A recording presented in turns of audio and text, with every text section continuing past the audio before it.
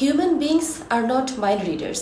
ধরুন আপনার পার্টনারের কোনো একটি আচরণে আপনি কষ্ট পেলেন, ভেতরে ভেতরে সাফার করছেন এবং মনে মনে এক্সপেক্টও করছেন আপনার পার্টনার সেটি বুঝতে পারবেন এবং আপনার কাছে এসে সরি চাইবেন, যেটা একেবারেই বাস্তবধর্মী কিংবা প্র্যাকটিক্যাল নয়।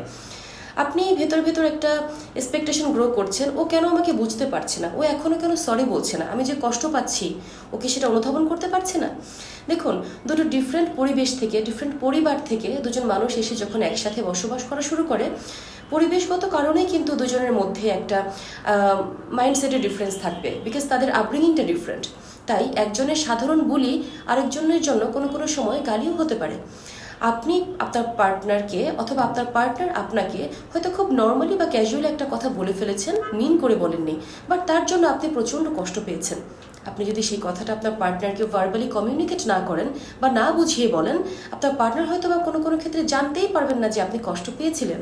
তাই একটা হেলদি সম্পর্ক তৈরি করতে এবং একটা হেলদি সম্পর্ক মেনটেন করতে কমিউনিকেশনের গুরুত্ব অনেক।